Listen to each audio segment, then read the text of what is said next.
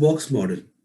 In CSS or in HTML as a whole, all the elements in the web page are considered as boxes. So this is where the name box model is derived from. So if you observe the elements in the browser, you will be able to see that they are put up in the form of a box, and the box has 4 parts.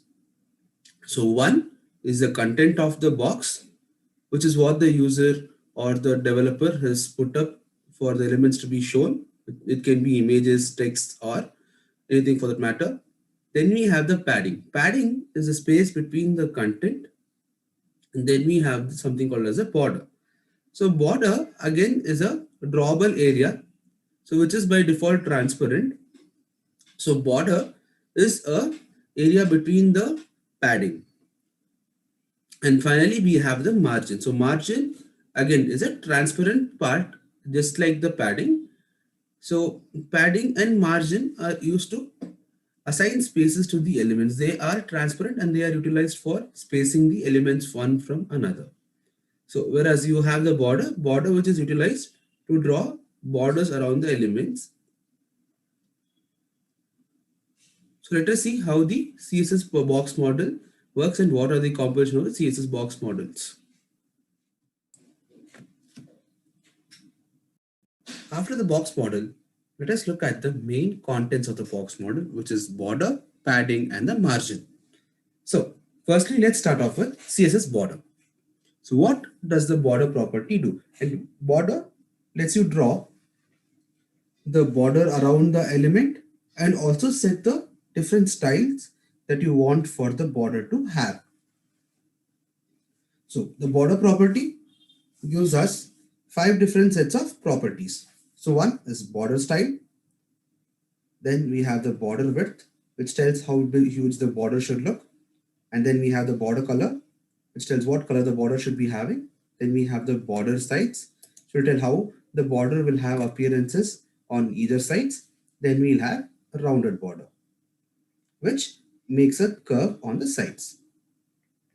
Now let us programmatically see how these borders are drawn.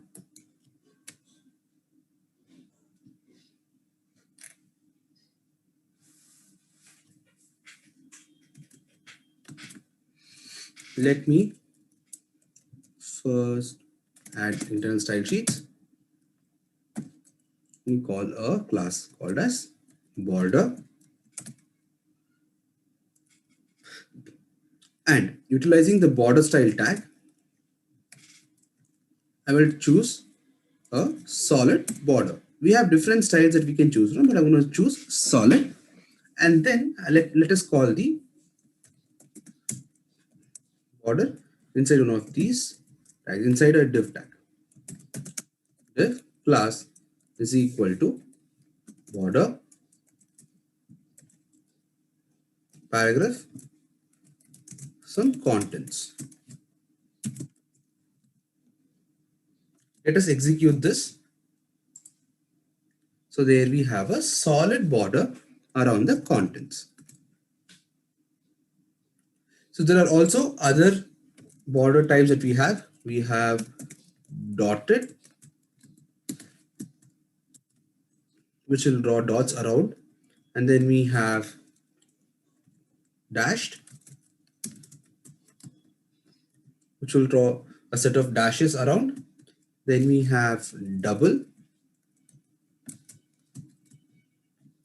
which will draw a double set of lines, and so on and so forth. Then we have the border width. So in the border width, we can set the size of the border. Border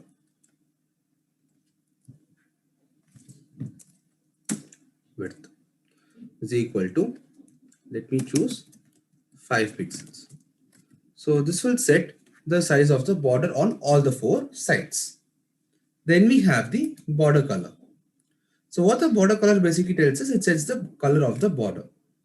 So again, we have 4 different ways to choose the border colors. We have the normal, utilizing the color name. Then we have hexadecimal. Then we have RGB, and additionally we have HSL. So we'll be utilizing the name color value here.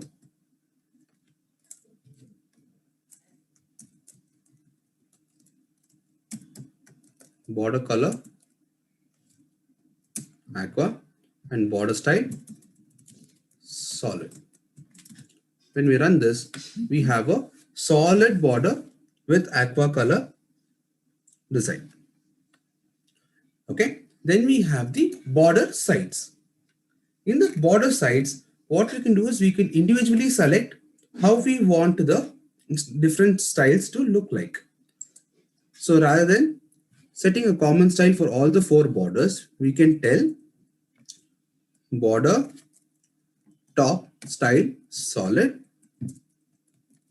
border right style dotted,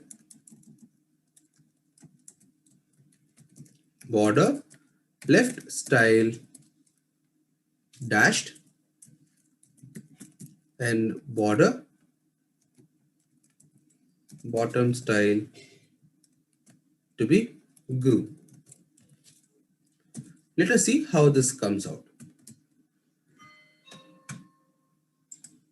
So if you observe, all the four different sides have four different types of borders. So that is our border sides. Let us reset this. Border style is equal to solid. And the new property that we'll be working with is the rounded borders. So what do rounded borders usually do? The rounded borders give us a curvy looking edge to the borders. Let us see how that works. Border radius is equal to 5 pixels. And when I run this, if you observe, the edges on the border is curved. If you want to make it more curved, you guys can utilize a much higher pixelation value. The more higher the value, the more curvier the border looks. With this, we understand the working of borders.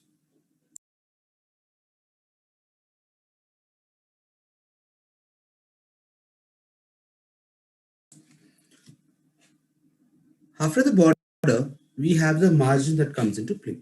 The margin property is primarily used to create space around the element when we have completely defined the border of the element.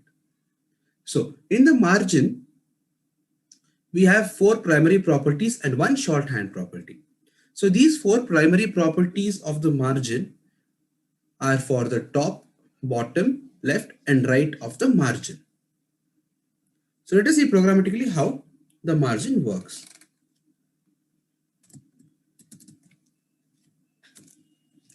So let me make an internal style sheet and change the margin and add the margin as margin top is equal to 10 pixels, margin bottom 10 pixels,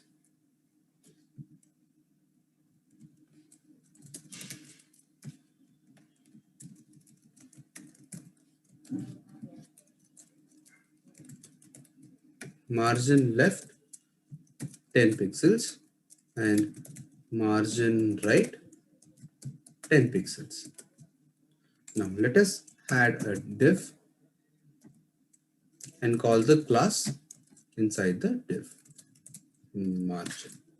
Inside div, let us add another element p, demonstrates the margin.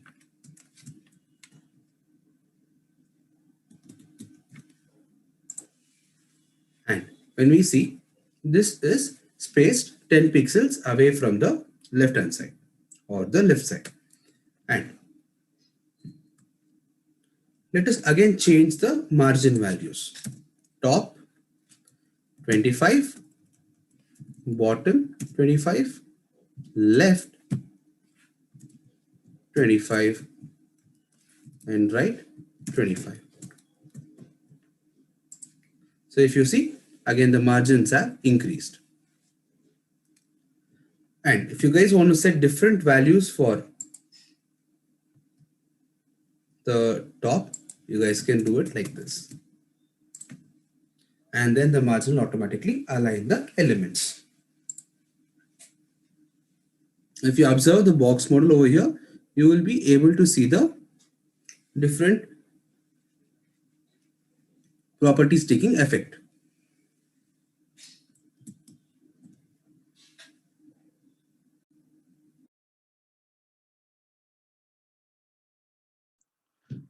The CSS padding property, just like margin, has four different values: top, bottom, left, and right.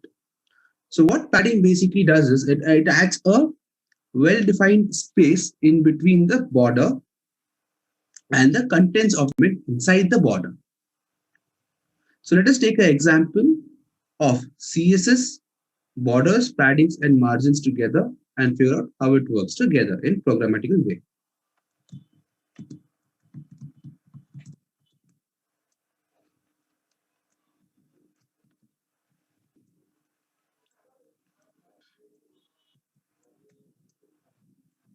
So let me create the style,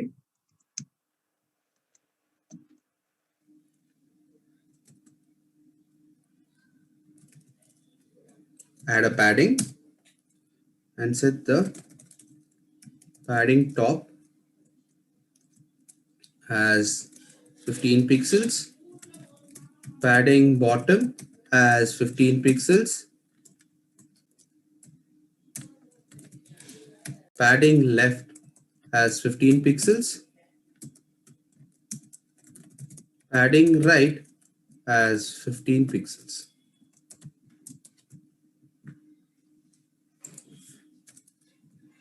Let me define a division, and inside the division tag, let me add a paragraph.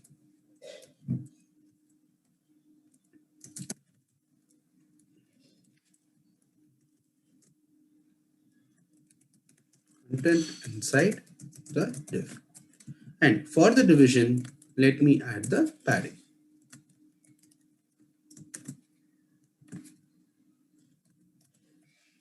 So when we run the code, so we will be having the padding of 15 around the content of the div, or if we change the padding to the element p, we'll have class is equal to padding.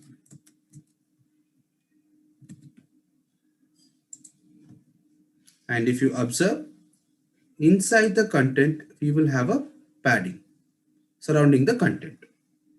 And when we add the border,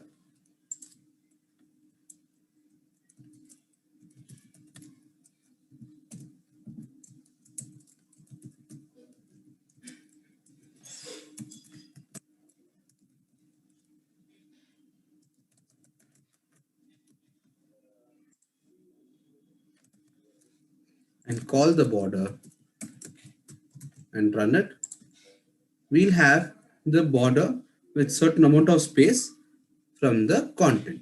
And if we reduce the padding space on one side, let me make this as 5, and you can see that the top is reduced and the other three sides have the same content remaining.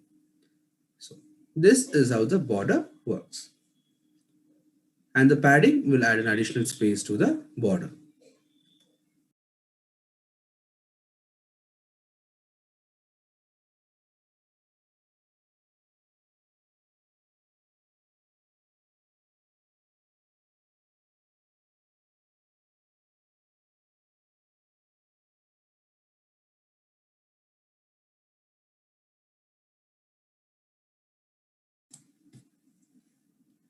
CSS Flexbox.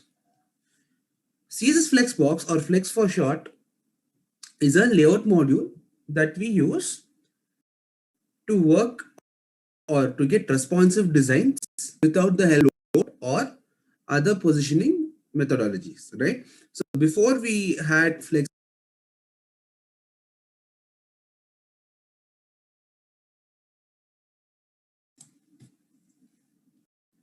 CSS Flexbox. Flexbox or flex short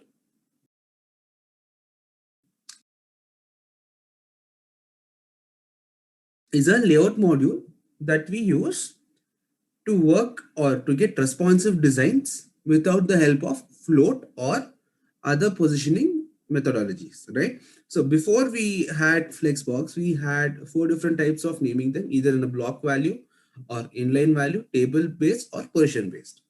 Okay. So with the help of Flex, all these could be mitigated. So what are the different ways that we can call a flex? The easiest way to call a flex is to utilize the display property of CSS and initiate the property value flex. Okay. So flex has around 6 sets of property values and one more, which is the shorthand property for flex. So let us see what these things are in detail. Okay. So we have the flex direction, which talks about the alignment of the flex elements on the viewport. With the help of flex direction, we can take what direction the flex has to appear, either in the form of a column or in the form of a row. Or we can also utilize the reversed ordering of the flex direction. So then we have flex wrap. So what flex wrap basically does is it tells whether the flex elements that is defined on the viewport on shrinking the screen should wrap the entirety of the flex box, or should it be as it is, right? So then we have flex flow. So what flex flow does is it is a combination of flex wrap and flex direction. So it basically gives us a method to write both flex direction and flex wrap in a single sentence. Okay. So then we have justify content. So justify content is utilized to align the flexible boxes contents in either the center, left or the right alignment. Yeah. So then we have the align items property. So align items again similar to the justify content is utilized to align the items either on the center, either sides of the property container. Yeah. So and then we have the align container, which is more or less used to align the flex lines. So then we have the CSS flexbox order. So order can be used with two elements, either the flexbox or the grid layout method, right? So moreover, we utilize flexbox on the we utilize the order on the flexbox property. So the order specifies the tab index of where the flexbox is put up. So this basically gives the order for which the elements inside the flexbox container should be ordered. So starting from 1 and going on ascending. So or if it is a negative element, and then it is supposed to be put up in an ascending order. So now let us see the working of flexbox and flex order together. So let's consider this code snippet for example. So let us put the inline styles as we need. And then let us define the flex container first. Dot flex box. So first we define the flex. Okay, so this will initiate the flex. And then we have the height that will be telling what is the size of the flex is supposed to be. Okay, so then we have the flex wrap to be wrapped. Okay, and then we'll add the align contents. Okay, so how do we want it spaced in between? Okay, so for the background color, what we will do is we will add something aqua. Okay, so now we have the flex box design. So now let us add another flex box which will work with diff. So dot flexbox div background color uh, could be white. Width can be 100, about 100 pixels. The margin be pixels in size. Then text align be centered. Line height 8 pixel and font size